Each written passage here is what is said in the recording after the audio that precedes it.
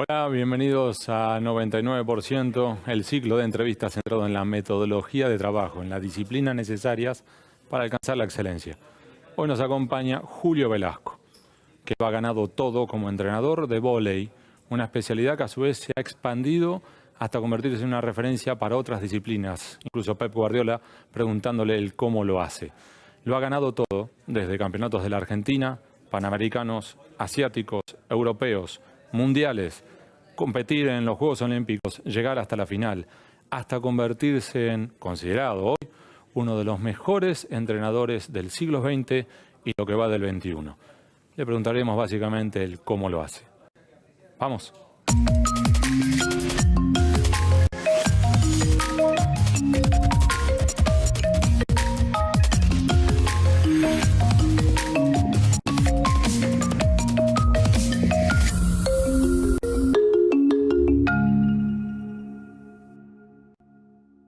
Julio, muchísimas gracias por estar acá, un verdadero gusto. Gracias a ustedes. Tus primeros palotes como entrenador fueron en 1975, Sí, hace ya 43 años. sí. ¿Aprendiste algo desde entonces? Y aprendí. Siempre digo que qué suerte que los jugadores de mis primeros clubes no fueron a Italia, ¿no? Porque si no hubieran contado los desastres que hacían, como todos cuando aprendemos algo. Pero bueno, fui aprendiendo, sé acá que en Italia, mucho, de viejos entrenadores. Yo era muy curioso, me colaba en la cena de los entrenadores más grandes. Ya cuando era jugador hacía eso, me ponía a escuchar. Siempre digo que aprendí más en las mesas de café que en los cursos, ¿no? Al menos en vóley. ¿Y desarrollaste un método? Sí, en los años, incluso lo he hasta cambiado últimamente, a pesar de tener tanta experiencia, porque yo siempre trato de profundizar sobre todo en la parte didáctica, en la parte metodológica, porque la parte específica del vóley uno lo hace casi naturalmente, no cambia tan rápido un deporte, uno ve partidos continuamente, hasta a veces ni se da cuenta de dónde sacó las cosas. En cambio, el tema del método es fundamental porque nosotros hacemos un trabajo, un oficio, en el cual no hacemos nada. Pará, Nosotros, terminamos la entrevista acá mismo, si vas a decir que no hace nada. en el sentido de nosotros hacemos hacer. Esa es la clave. Nosotros hacemos hacer a los protagonistas que son los jugadores. Entonces, el método de cómo lograr eso es determinante. Minuto. Definime la palabra método. ¿Qué significa? A ver si estamos hablando de lo mismo. Y método es la mejor manera de hacer algo. Es un modo de hacer algo que resulta eficaz. Y que uno está siempre en la búsqueda de cuáles son esos modos para encontrar el modo más eficaz. Y uno no puede buscar uno solo, porque tratándose de personas, son personas diferentes, grupos diferentes, nacionalidades diferentes. No es lo mismo entrenar a los iraníes que a los españoles, No es que lo a los mismo. argentinos. Cuando uno entra en un club, por ejemplo, hay extranjeros. A veces uno tiene 4 nacionalidades diversas. Ni hablar los equipos de fútbol. La vez pasada hablaba con el staff del Bologna de Italia, tienen 17 nacionalidades diferentes en el equipo. Entonces uno no puede tener un esquema rígido porque algunos jugadores lo van a seguir y otros no. Después no es que, por lo menos la experiencia que yo hice, que sobre todo la de Irán, en parte la hice por eso, quería ver cómo era una cultura tan diferente, las cosas fundamentales son las mismas, por lo menos en estos países que yo encontré. Usted habla de jugadores y yo pienso todo el tiempo la traducción a el mundo del trabajo habitual del que nos están viendo ahora, ¿no? Sea en el sector público, sea en el sector privado. ¿Esto es posible replicar esta metodología de un deporte en metodología laboral? Dicen que sí, yo no me animo a decir que sí porque no tengo experiencia directa. Yo hago muchas charlas para empresas en Italia, incluso en Argentina empecé a hacerlas también, y lo que me dicen todos es que sí. Está claro que hay diferencias sustanciales. En el deporte uno tiene una competencia, termina y después empieza de cero. En la vida real nadie empieza de cero, se lleva atrás todo lo que pasó antes en su vida o en su trabajo. Hay varias diferencias, digamos. En el deporte hay que hacer las cosas mejor que los otros. En la vida, en el trabajo, basta hacerlas bien, no es necesario hacerlas mejor que los otros, por lo menos no en todos los sectores. Pero sí, en la gestión de los recursos humanos, sí. Por ejemplo, uno no puede ir a motivar a una persona con la propia motivación.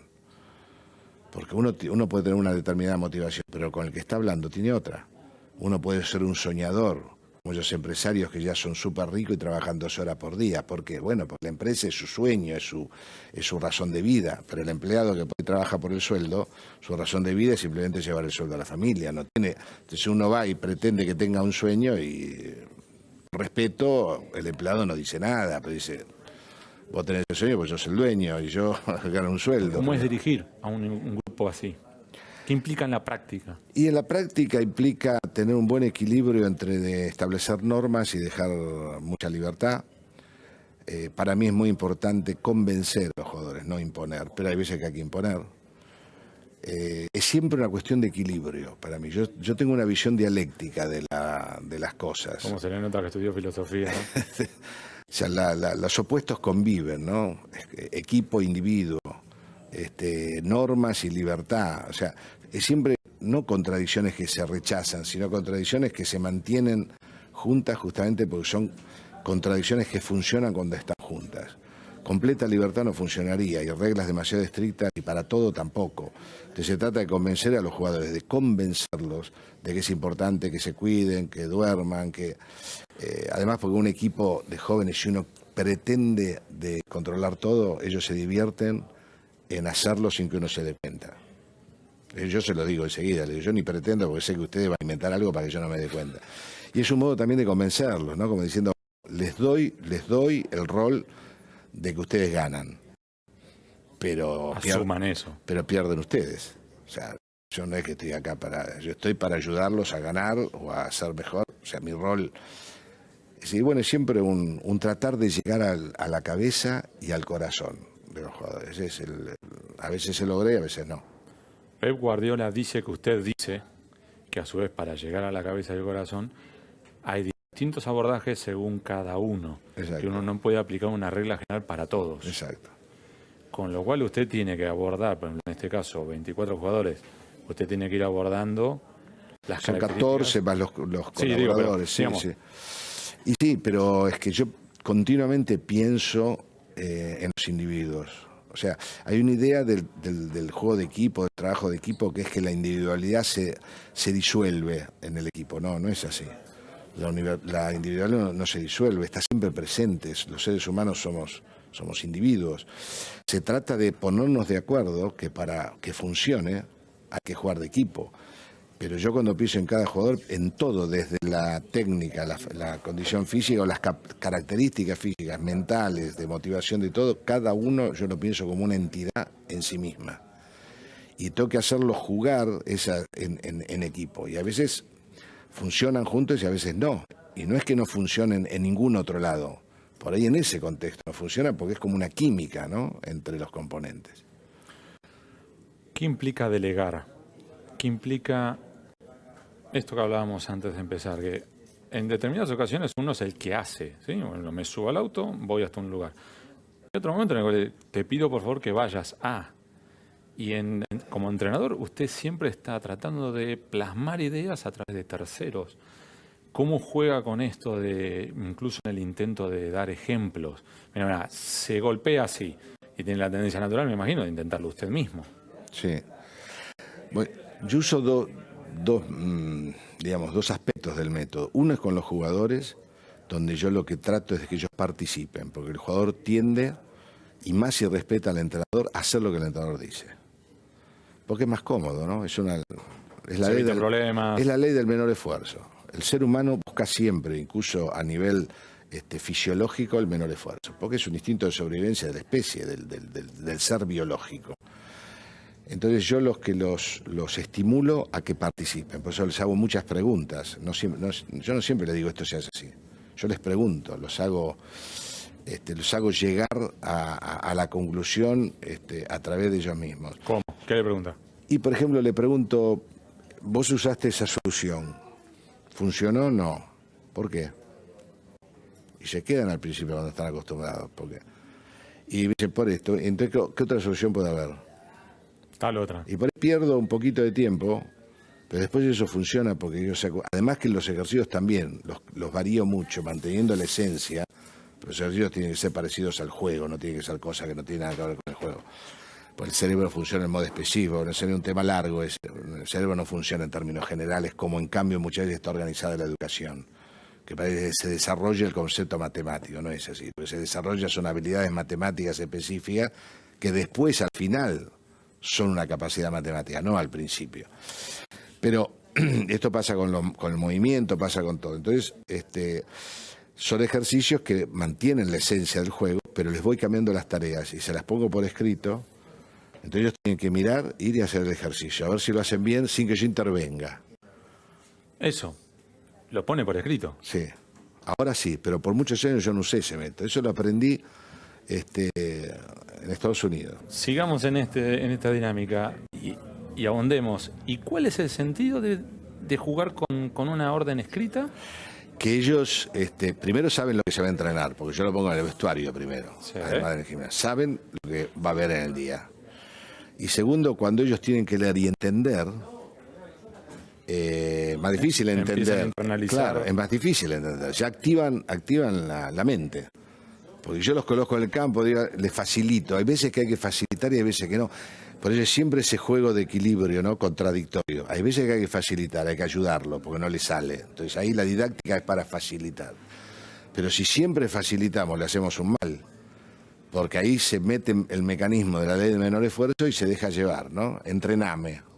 No, entrename no. Vos te entrenás, yo te ayudo. Pregunta que puede parecer nimia, pero no lo es y va en sentido de esto. Usted mencionaba como uno de los objetos que más se utiliza el silbato. Sí. ¿Ese silbato también juega en esta dinámica instructiva, regulatoria? Eso es más de comodidad mía. Ah, Eso es más de comodidad mía, para no gastar la voz. Porque cuando van a tomar agua, por ejemplo, ¿no? Si bueno, ahora empezamos, el silbato es pip, es una señal, se empieza de nuevo. Pero después lo dejo, digamos, ¿no? Además nosotros lo usamos para dar orden de saque, como en el partido, para que es un ruido, digamos, un sonido familiar al jugador. En el partido está el silbato del juez, ¿no? Yo le doy mucha importancia a las reglas de comportamiento. Por ejemplo, yo no quiero ver un papel en el vestuario tirado. ¿cuál es el sentido de eso? Deme el sentido detrás de esa orden. El sentido es que en el vestuario, nosotros tenemos un vestuario propio. Hay que cuidarlo. Mi mamá siempre me decía que el mejor modo de limpiar es no ensuciar. Hay que cuidarlo. Nosotros cuidamos poco en nuestro país las cosas. Es cierto que tenemos poca infraestructura, es verdad. Pero también es verdad que cuando la hay la rompemos enseguida. Entonces no hay dinero que alcance. Y yo creo que esta responsabilidad es parte de un crecer como individuos y jugadores que son responsables, más allá de que rindan más o menos. Yo creo que los entrenadores, como los padres, como los profesores de escuela, tenemos un rol en la sociedad, que no es solamente ganar partidos o que los chicos se reciban en el colegio o que lleguen a 18 años, en el caso de los padres, es tratar de mejorar a los chicos. Si no hay una vocación docente, uno no lo siente eso, pero yo en realidad iba a ser profesor de colegio. Mi ambición era muy chiquita, yo quería ser profesor de colegio. Por circunstancias en las que no tuve nada que ver, me empecé a entrenar vóley, pero yo iba a ser profesor en el colegio. Y eso lo tengo dentro. Mi mamá era profesora. De hecho, usted se esfuerza mucho por explicar. Sí. Yo continuamente trato de buscar las palabras más simples para explicar las cosas. Y como, es como dice Cruyff, que dice que jugar simple es la cosa más difícil del mundo, ¿no? Bueno, escribir corto es más difícil que escribir largo. Absolutamente. Y explicar con conceptos breves y claros es mucho más difícil. Y el jugador, el joven, no quiere mucho tiempo. Nosotros vivimos en una sociedad, además ahora que yo cuando prendo la computadora y no se enciende enseguida porque está recabando datos, ya me pongo nervioso. Yo también. O sea, lo quiero instantáneo. Cuando veo las películas americanas que son instantáneas, esas computadoras que tienen... ¿Saben qué se nota? Que tiene ese afán de explicar. En el texto de anuncio de que se marcha de la selección, porque usted explica ahí los motivos y al mismo tiempo descarta especulaciones. O sea, es muy interesante como texto, porque yo he leído varios textos de renuncia o anuncios similares, algunos que no pasan de 3 frases genéricas y dejan el suyo es esto mismo, el explico. Te voy a explicar por qué. Por lo menos para que se sepa. A mí muchas veces me dicen, pero ¿por qué explicar? Le digo, porque la gente quiere saber. O sea, uno toma una decisión así, la gente dice, ¿por qué? Quiere saber por qué, es natural. Y no es que uno tiene que dar 20 entrevistas, o sea, uno tiene que explicar cuando, o sea, ¿para quién es ese comunicado? El punto es ¿para quién es? O sea, ¿yo a quién le hablo? Le hablo a gerente de empresa, le hablo a los chicos de 25 años que juegan al vóley, hablo en el Parlamento. O sea, si yo no tengo claro eso, la comunicación ya arrancó mal. Entonces, ese comunicado, ¿para quién es? Es para la gente del vóley, sobre todo, pero no solo la gente del vóley, que quiere saber por qué yo tomé la decisión. Porque mucha gente por ahí dice, como nosotros además somos pesimistas, ¿no?, sobre nuestro país, ¿no? Bueno, otro que se va porque acá no se puede trabajar. No, no es por eso. Porque si hubiera sido por eso, lo hubiera Como dicho. ministra, iba a decir premios y castigos, pero usted en varias entrevistas habló de la importancia de reconocer el trabajo o los logros, ¿sí? Sí. No esto de, completaste el trabajo, bien, siguiente trabajo. Sí. Por un lado. Y yo ahora le extiendo esto, del reconocer el trabajo también al, no sé si se le denomina castigo o cómo lo denomina usted. Yo creo mucho que el aprendizaje hay muchos tipos de aprendizaje, pero uno fundamental es el del feedback. O sea, yo hago algo, por ejemplo, aprendo a usar un teléfono, hago y no funciona, entonces pruebo de otra manera. Tuve un feedback negativo, así no va, pruebo de otra manera, así va. Y todos nos asombramos que los chicos aprenden a usar estos mecanismos, estos aparatos, en modo increíble. Todos los abuelos cuentan que el nietito ya 3 años usa el iPad y estas cosas, ¿no? En realidad, ¿por qué aprenden rápido? Porque el feedback es clarísimo. Si va, va, y si no va, no va. Es muy claro. No hay cuestiones humanas, el iPad no la tiene conmigo, no está enojado conmigo, por eso que no funciona. O sea, entonces yo creo que en la educación de cualquier cosa, aún de un aprendizaje motorio, es muy importante el feedback positivo y negativo. Es muy importante. Por eso yo no estoy de acuerdo, por ejemplo, que en la escuela no se pongan más notas. Amonestaciones. Y notas. Estoy de acuerdo. Esta cosa de que vivimos una sociedad cada vez más competitiva y la escuela pretende encerrarse en un mundo ficticio donde no hay competencia, donde no hay notas buenas y malas, no porque son muy chiquitos. Pero los chicos la tienen clarísima. Los chicos la ponen ellos las notas. No es verdad que no la ponen. Yo siempre digo, cuando hablo de los varones en este caso, ¿no? 2 chicos a un chico eligen 2 equipos de fútbol, se equivocan menos que los dirigentes profesionales. El primero que eligen es el mejor y el último es el peor. Siempre. No eligen nunca al amigo que es peor, eligen al mejor. Y aunque sea el amigo, último al peor. La tienen clara los chicos. Es más, hasta excesivamente por la televisión, por los modelos, digamos. Entonces hay que darles un buen ejemplo de que no somos todos iguales, pero un buen ejemplo. O sea, que el que no es bueno en una cosa es bueno en otra. Y que aunque no sea bueno en otra, vale lo mismo, porque el valor no está dado solamente por las cosas que yo hago bien. En cambio, lo que queremos hacer es, saquemos ese problema. ¿Y cuándo se lo damos? ¿A los 8 no? ¿A los 10? No. ¿A los 15? ¿A los 20? ¿Cuándo es que empezamos a decirle cómo es el mundo?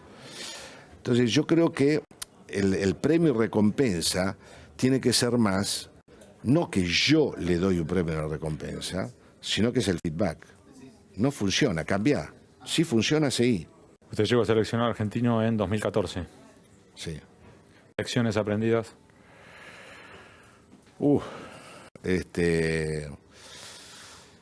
Más que lecciones, yo voy corrigiendo todo el tiempo, viendo qué funciona justamente y qué no funciona, ¿no?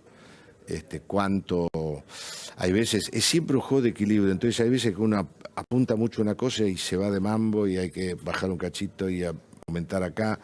Entonces, hay veces que los he retado mucho, otras veces poco, a veces que no les hablo suficientemente del sueño y a veces que, ojo, porque se agrandan rápido. Estoy siempre buscando a ver cuál es el equilibrio justo y para eso hay que escuchar lo que viene de ellos, digamos, ¿no? Ver atrás, es como leer entre líneas. No es que ellos hagan algo, no hacen nada, pero uno tiene que darse cuenta de lo mismo. Verlo en los ojos, ver cómo se mueven, si están fastidiados, si están entusiasmados. Usted como el profesor que no fue, pero en la práctica es.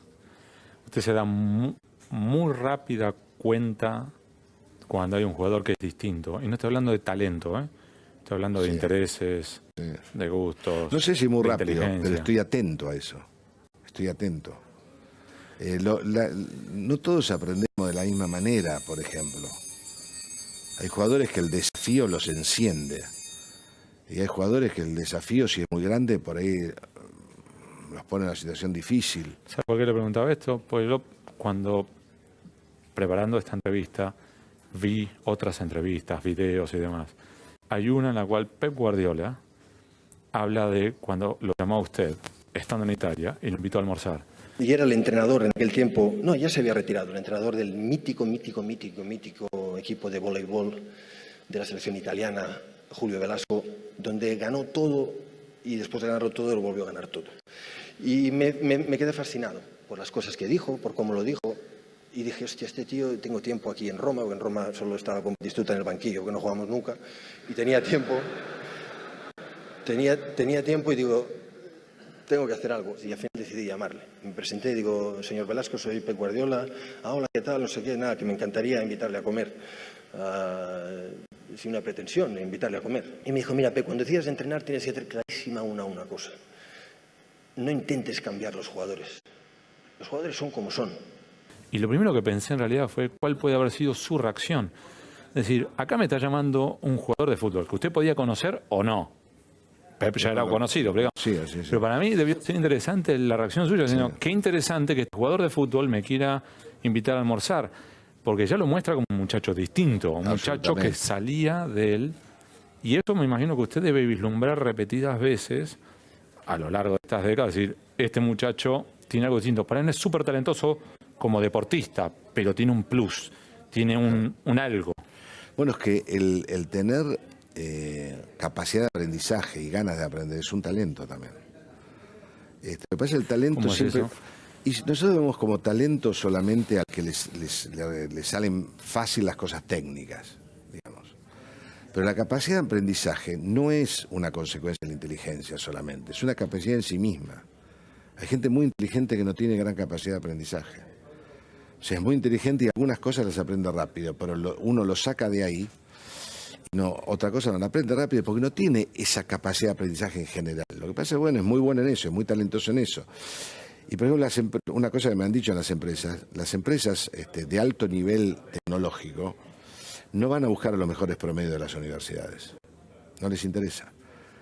Hacen entrevistas para ver si ese mejor promedio u otros que no tienen el mejor promedio tuvieron porque son muy inteligentes y con grande capacidad de cambio o porque estudiaban mucho.